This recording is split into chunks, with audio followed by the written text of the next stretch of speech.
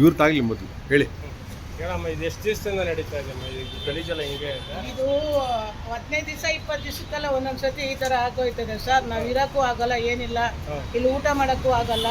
ಇಲ್ಲಿ ಕನ್ನಡ ಕಟ್ಟೆಗೆ ಇಲ್ಲಿ ಊಟ ಬಡಿಸಕ್ಕಂತ ಬರ್ತಾರೆ, ಊಟ ತಿನ್ನಕ್ಕಂತ ಬರ್ತಾರೆ. ಜನ ಬರ್ತಾರಮ್ಮ ಇಲ್ಲಿ ಒಂದು 100-150 ಜನ ಬರ್ತಾರೆ ಸರ್. ಅವರೆಲ್ಲ ಡೈಲಿ ಬರ್ತಾರೆ ಸರ್ ಊಟ ಬರ್ತಾರೆ. ಬೇಜಾರು ಮಾಡ್ಕೊಂಡ್ರ? ಇಲ್ಲ, ಈ ವಾಸನೆಗಿದ್ರೆ ಹೆಂಗ್ ಸರ್ ಊಟ ಮಾಡ್ತಾರೆ? ಊಟ ಅಲ್ಲ, ಇಷ್ಟು ಗಲೀಜಿದ್ರೆ ಹೆಂಗ್ ಊಟ ಮಾಡಕ್ ಬರ್ತಾರೆ ಹೇಳಿ? ವಾಸನೆಲ್ಲೇ ಊಟ ಯಾರು ಕ್ಲೀನ್ ಮಾಡಲ್ಲ ಸರ್, ಹೇಳಿದ್ರು ಕೇಳಲ್ಲ ಸರ್.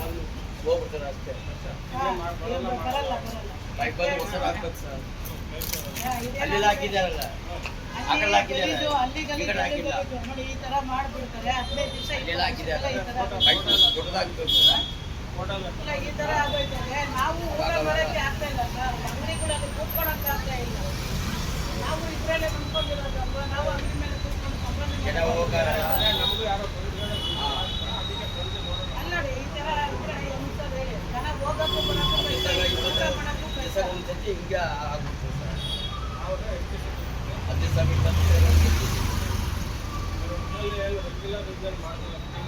ಮಾಡ್ಕೊಡ್ತಾ ಇಲ್ಲ ಸರ್.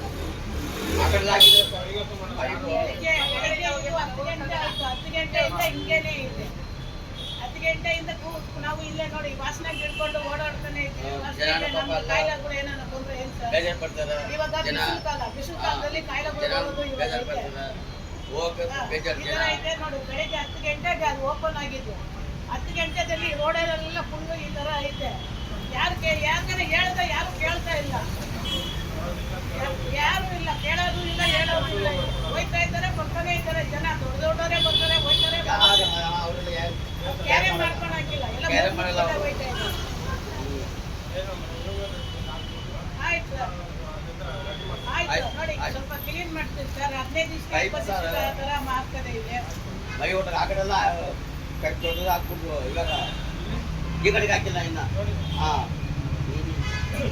ಹಾಕಿಲ್ಲ ಸರ್, ಇಲ್ಲಿ ಯಾರು ಕೇಳಕ್ಕಿಲ್ಲ.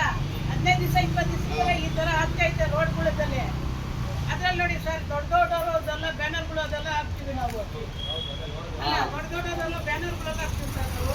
ಈ ತರ ಇದ್ರೆ ಈ ತರ ಗಲೀಜಲ್ಲಿ ಈ ತರ ಹಾಕಿದ್ರೆ ನಮಗೆ ಬೇಜಾರಾಗುತ್ತೆ.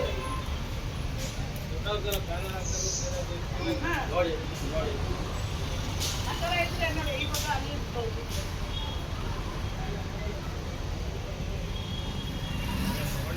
ನೋಡಿ ಈ ತರ ಮಾಡ್ತಾ ಇದ್ದಾರೆ. ಈ ತರ ಬ್ಯಾನರ್ಗಳೆಲ್ಲ ದೊಡ್ಡ ನೋಡಿ ಈ ತರ ಆ ತರ ಮಾಡ್ತಾರೆ ಸರ್. ಇವರು 15 ದಿವಸ 20 ದಿವಸಕ್ಕೆ ಈ ತರ ಆಗೋಯ್ತಾರೆ ಸರ್. ಇರಕ್ಕಾಗಲ್ಲ ಸರ್, ವಾಸನೆಯಿಂದ ಊಟ ಮಾಡಕ್ಕೆ ಆಗಲ್ಲ ಸರ್. ಅವರೇ ಬರ್ತಾ ಇದ್ದಾರೆ, ಹೋಗ್ತಾ ಇದ್ದಾರೆ ಸರ್, ಅವರೇ ನೋಡ್ಕೊಂಡೇ ಹೋಗ್ತಾ ಇದ್ದಾರೆ ಸರ್. ಬರ್ತಾ ಇಲ್ಲ, ಯಾರಿಗೆ ಹೇಳ್ತಾನೆ ಕಳಿಸ್ತೀನಿ ಹೋಗಿ ಗಲೀಜಿ ಅಂದ್ರೆ ಗಲೀಜು. ಇವಾಗ ಎಲ್ಲ ಹತ್ರನೂ ಅಲ್ಲೆಲ್ಲ ಬಿಟ್ಬಿಟ್ಟು ಹೋಯ್ತಾರೆ. ವಾರಕ್ಕೊಂದ್ಸತಿ ಎಳ್ಕೊಂಡು ಹೋಗಿ ಹೋಗೋದು, ವಾರಕ್ಕೊಂದ್ಸತಿ. ದಿನ ಬರಲ್ಲ, ದಿನ ಎಲ್ಲ ಅಲ್ಲೆಲ್ಲೇ ಗುಂಪನ್ನು ಕೊಟ್ಬಿಡ್ತಾರೆ, ಬರಲ್ಲ. ಆಯ್ತು ಆಯ್ತು ಸರ್.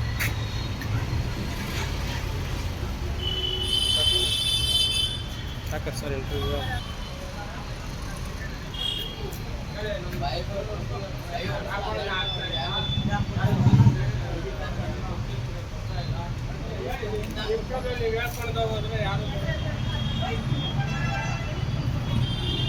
ಹೇಳ್ಬೇಕು ನೀವು ನಿಮ್ಮ ಕಡೆ, ನೀವು ಯಾರಿಗೆ ಕಂಪ್ಲೇಂಟ್ ಮಾಡಿದ್ರಿ, ಯಾರು ಬರ್ತಾ ಇದ್ರು ಸರ್? ಆ ಕಡೆಯಿಂದ ಹೋಗಿ ಸರ್, ಗಲೀಜಿದಲ್ಲಿ